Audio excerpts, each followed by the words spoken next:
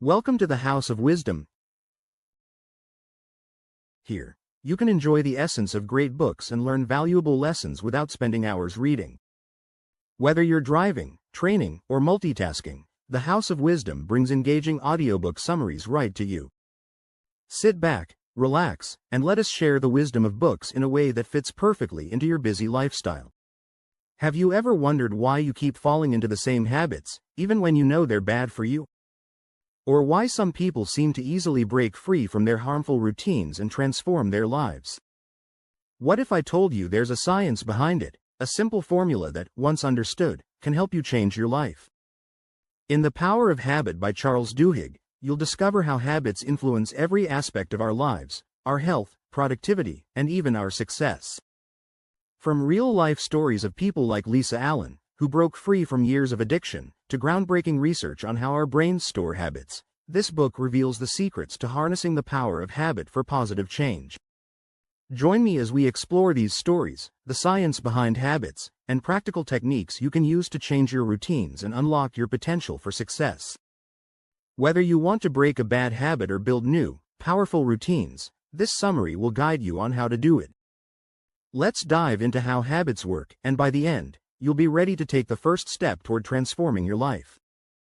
Are you ready to change your habits? Let's get started. Chapter 1. The Habit Cure. Lisa Allen, 34, had struggled with addictions to alcohol and cigarettes since she was 16.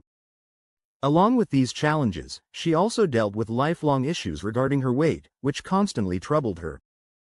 To make matters worse, she was buried in more than $10,000 of debt, and she couldn't seem to hold onto a job for more than a year. But today, the woman sitting before the researchers was completely different. This version of Lisa was slim, fit, and radiated happiness. Her legs were toned like those of a runner, and comparing her current self to old photos, she looked at least 10 years younger.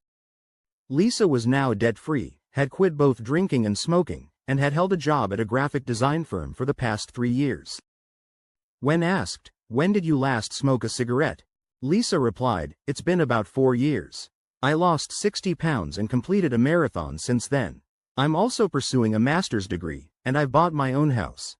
Lisa's life was filled with positive changes, and they kept coming. For the past 3 years, psychologists, neurologists, and other experts had been studying Lisa, along with 23 other participants who shared similar stories. Some were alcoholics, others were chain smokers, some struggled with obesity, and a few were addicted to shopping. This research was funded by the National Institute of Health, and there was one thing common among all the participants: they managed to break free from their bad habits in a very short amount of time. The experts were determined to uncover the secret behind this. The researchers installed cameras in the participants' homes to monitor their daily routines, and each participant underwent MRI brain scans. Since they all had addictions, whether to cigarettes, alcohol, or food, the goal was to study the brain's response. "I know you've shared this story before, but could you tell us again how you managed to quit smoking?" one researcher asked. And so, Lisa began to tell her story once more. A few months before her transformation, Lisa had gone on vacation to Cairo, Egypt. Her husband came home one day and announced that he wanted a divorce because he had fallen in love with someone else. Lisa was completely devastated. The reality was hard to accept, but her husband had found another woman and no longer wanted to stay with Lisa. In an attempt to drown her sorrow, Lisa turned to alcohol and cigarettes. But even these could not numb her pain. Lisa became obsessed with following her husband and his new girlfriend wherever they went. She'd call his girlfriend in the middle of the night and hang up. One night, in a drunken state, Lisa showed up at the girlfriend's house and created a scene. She yelled, banged on the door, hurled insults, and even threatened to burn the house down. It was the worst day of her life. She had never felt so miserable and alone. Then, out of nowhere, she remembered that she had always wanted to see the pyramids in Egypt. With some credit still left on her card, she decided to go. On her first morning in Cairo, Lisa woke up to the sound of the call to prayer from a nearby mosque. Her hotel room was pitch black, and she had a terrible headache from jet lag. Craving a cigarette, she lit one in the dark, but instead of the familiar smell of tobacco, she got the stench of burning plastic. What she thought was a Marlboro cigarette turned out to be a pen. Frustrated, Lisa felt completely defeated. For the past several months, she had been angry, upset, and lost. She felt ashamed and often overwhelmed by hopelessness. She would cry for hours and binge eat uncontrollably. She didn't have a job, and her weight kept increasing. Her life felt like it was on the verge of collapse. She was so helpless that she couldn't even light a cigarette properly. A few months later, Lisa made a decision. She got out of bed, took a shower, and stepped outside her hotel. She took a taxi to the Sphinx and the pyramids of Giza, surrounded by the vast desert. Lisa made up her mind that she wasn't going to let her life fall apart. She needed a purpose, something that would give her direction. She promised herself that she would return to Egypt the following year and go trekking in the desert, no matter what. Although the idea seemed crazy, she was overweight and didn't have enough money. Lisa accepted the challenge and was willing to do whatever it took to accomplish it. The first step was to quit smoking. Exactly a year later, Lisa and a group of 6 others embarked on a desert trek in Egypt. Lisa fulfilled the promise she had made to herself. From the moment Lisa decided to quit smoking, her life began to change. Over the next 6 months, she took up jogging to fight her smoking habit, and to curb her binge eating, she started following a healthy diet. She ensured she got quality sleep, which improved her productivity. Instead of spending money recklessly, she began saving for the future. Lisa even ran a marathon, went back to school, and bought a new house. The researchers observed that old patterns in Lisa's brain had weakened. Her brain had developed new neural pathways that were strong and connected to her healthier habits.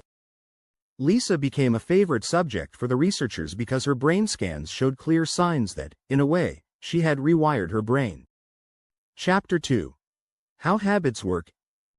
In 1933, a man named Eugene Pauly walked into a laboratory in San Diego. He was over 6 feet tall, elderly, and wearing a blue button-down shirt. His hair was as white as cotton, and he moved slowly, likely due to arthritis. In medical literature, people like him are often referred to as EP. About a year earlier, Eugene had suddenly fallen ill. He began vomiting and experiencing severe abdominal pain. The constant vomiting left him dehydrated, so his wife rushed him to the hospital. At the time, Eugene had a high fever, which also affected his mental state. When a nurse attempted to insert an IV into his arm, Eugene lashed out aggressively, kicking at her. Seeing his condition, the doctor sedated him. While unconscious, the doctor inserted a needle between 2 vertebrae in his spine to extract some fluid and immediately realized what the problem was. Normally, the fluid between the brain and spinal cord is clear and flows smoothly like a silk thread passing through a needle. However, the fluid extracted from Eugene's body was different. It was cloudy and sticky. Tests revealed that Eugene had viral encephalitis, a virus that causes cold sores, mild infections, fever, and blisters. Although this virus is usually harmless, it can become deadly if it reaches the brain. Once in the brain, the virus begins to consume delicate brain tissue, effectively eating away at our thoughts and dreams. In Eugene's case, part of his brain had already been damaged by the virus, and the doctors couldn't repair it. However, they administered large doses of antiviral drugs to stop the virus from spreading further. Eugene spent the next 10 days in a coma, teetering between life and death. Slowly, the medication started working, and his fever subsided. The virus seemed to disappear from his body. When Eugene woke up from the coma, his mental condition was weak, but he was alive, a miracle in itself. The doctors ran additional tests on him. Physically, Eugene was fine. He could move his limbs and respond to light and sound. However, his brain scan showed that the virus had eaten away oval tissue in the center of his brain where the cranium and spinal column once connected. There was now an empty space. The doctor informed Eugene's wife that they needed to prepare for the fact that Eugene would never be the same person again. He said, "I've never seen anyone come back from the brink of death like this. I don't want to give you false hope, but this case is completely unique for us. A few weeks later, Eugene was discharged from the hospital and began rehabilitation. However, he couldn't remember the days, weeks, or months that had passed. No matter how many times the doctors introduced themselves, Eugene couldn't remember their names. Back at home, Eugene couldn't recognize his friends. Sometimes, he would wake up in the morning, go to the kitchen, and start cooking bacon and eggs. Then, he would return to the bedroom and turn on the radio. 40 minutes later, he would repeat the same routine. Get up, cook bacon, and turn on the radio. Eugene became a favorite subject for memory loss specialists. One of these experts was Larry Squire from the University of California, San Diego. Squire had been studying the neuroanatomy of memory for 30 years. He observed that Eugene couldn't retain new information. When shown photos of his grandchildren, he couldn't recognize them. He didn't even remember being sick or that he had been in the hospital. Squire also noticed that Eugene could move easily from one room to another in his house. When asked how he remembered the layout of the house, Eugene couldn't explain. He knew where the kitchen and bathroom were but didn't know how he remembered that information. However, when asked to draw a map of his house, Eugene was unable to do so. Eugene had lost his memory, but he hadn't lost his habits. It was because of these habits that he could move around the house. He even knew his way around the neighborhood. When he went for walks, he could find his way back home, but when asked how he did this, Eugene couldn't explain. Eugene's daily routine looked like this. He would wake up in the morning, step outside the front gate, take a walk around the neighborhood, and return with a small stone. Then, he would sit on the couch and watch the History Channel. This was his daily routine.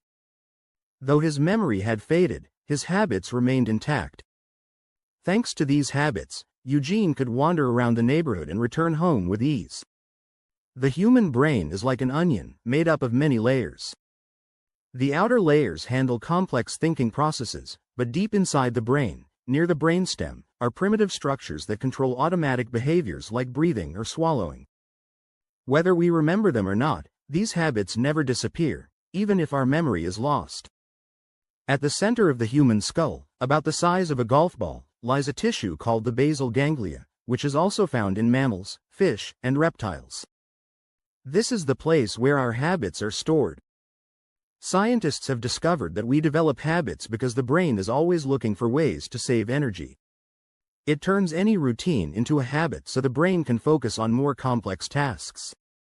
For example, when we walk, tie our shoes, dress, or brush our teeth, we don't have to think too much. Our hands and feet move automatically because these actions have become habits. We do them on autopilot. In essence, our brain chunks these tasks, dividing them into important and unimportant actions. This way, the brain doesn't have to work too hard on habits and can save energy for more difficult tasks, like solving math problems or programming software. Our basal ganglia is fully active when we're brushing our teeth or tying our shoes. Thanks to these automatic habits, we are able to make decisions and engage in higher-level thinking. Chapter 3. The Habit Loop. The habit loop is a simple pattern that works in a cycle. Cue, routine, reward. The key to creating a habit is repeating this loop enough times until the behavior becomes automatic. The cue is the trigger that initiates the behavior, the routine is the behavior itself, and the reward is the positive reinforcement that ensures the behavior is repeated. In 1990, MIT scientists conducted an experiment on rats to observe the role of habits in the brain. The experiment showed that rats with damaged basal ganglia, a brain region that controls habits, struggled with tasks like navigating mazes or opening food containers. The scientists monitored the rats' brain activity as they performed these tasks, using sensors to track the basal ganglia's activity. The rats were placed in a T-shaped maze, and their goal was to find chocolate at the end. At first, they wandered aimlessly, sniffing the air and scratching the walls. Over time, as they repeated the task, their behavior became more focused and automatic. They began going directly to the chocolate without hesitation. The basal ganglia activity decreased because the behavior became a routine that no longer required conscious thought. The cue was the click sound signaling the start of the experiment, the routine was navigating the maze, and the reward was the chocolate. This experiment proved that habits are stored in the brain, particularly in the basal ganglia, so that the brain can save energy for more important tasks. As habits become ingrained, they require less mental effort, allowing the brain to conserve energy for other activities. Chapter 4. The Habit of Success. Our bad habits tend to linger because they are triggered by specific cues, and once activated, we revert to the same routines. The key to breaking this cycle is to replace the bad habit with a good one. To achieve this effectively, the cue and the reward should remain the same, but the routine must change. For example, if you have the habit of spending excessive time on the internet and social media, it might reduce your productivity and leave little time for beneficial activities like jogging or exercising. If you tend to stay up late scrolling on your phone, you may end up waking up late the next day. However, you can alter this routine. First, identify the cue.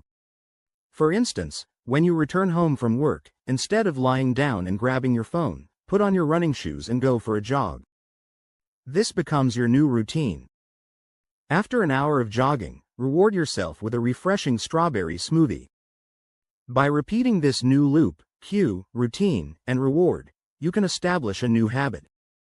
The cue, coming home, stays the same, the new routine, jogging, replaces the old one, and the reward, strawberry smoothie, remains consistent.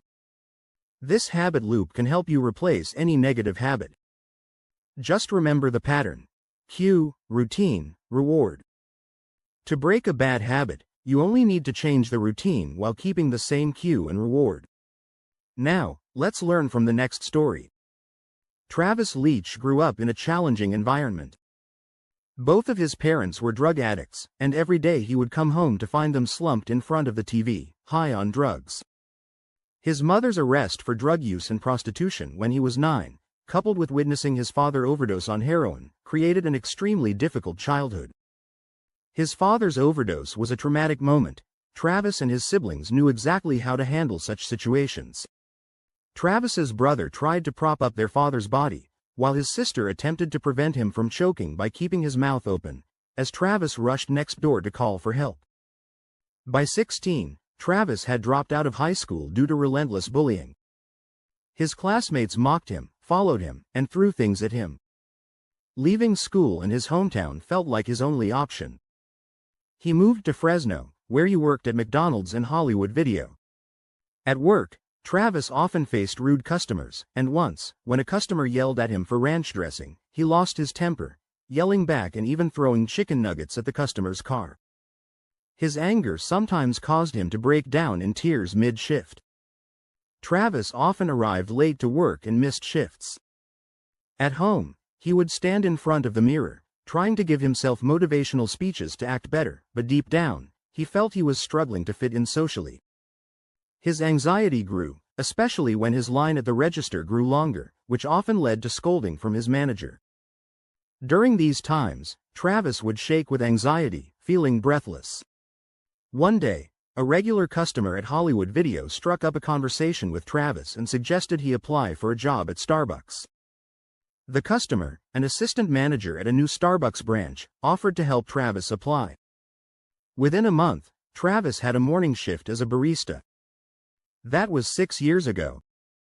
Today, at 25, Travis manages 2 Starbucks locations, supervises a team of 40, and generates $2 million in annual revenue. He earns a salary of $44,000 and has fully mastered his emotions, no longer losing his temper at work. Once, when a customer yelled at one of his employees, Travis calmly pulled the employee aside and said, "Your apron is like a shield. You're strong as long as you're behind it." How did Travis make such a remarkable transformation? It all started with Starbucks' training program. On his first day as a barista, Travis attended a special training session. The program was structured to allow employees to earn college credits, and it had a profound impact on Travis's life. It taught him how to focus on his job, live a better life, and manage his emotions. Travis credits Starbucks as the turning point in his life, saying, "I'll be grateful to this company for the rest of my life." Starbucks understood that providing excellent customer service required willpower and self-discipline. This is why the company invests millions in training its employees, helping them cultivate positive habits. Starbucks offers manuals and workbooks that provide instructions on how to handle difficult situations, such as dealing with upset customers. For instance, if a customer receives the wrong drink, employees are taught to follow the latte method. Listen to the customer, acknowledge the complaint, take action to correct the mistake, thank the customer, and explain the cause of the error. By investing in employee training and helping them develop self-discipline and good habits, Starbucks has discovered the secret to its success. The strong habits of its employees contribute to exceptional customer service, which is why Starbucks is more than just a coffee shop, it's an experience. Conclusion. You've just heard the inspiring stories of Lisa Allen's remarkable transformation as she broke free from harmful addictions, Eugene Pauly's journey of navigating life despite losing his memory with the help of his habits, and Travis Leach's turnaround, fueled by the power of good habits and the guidance from Starbucks. These stories highlight a fundamental truth. Habits shape our lives in ways we often fail to recognize. The best part? You have the power to change your habits. Whether it's replacing a bad habit with a good one or developing new routines that guide you toward success, the key is understanding the habit loop. Cue, routine, and reward.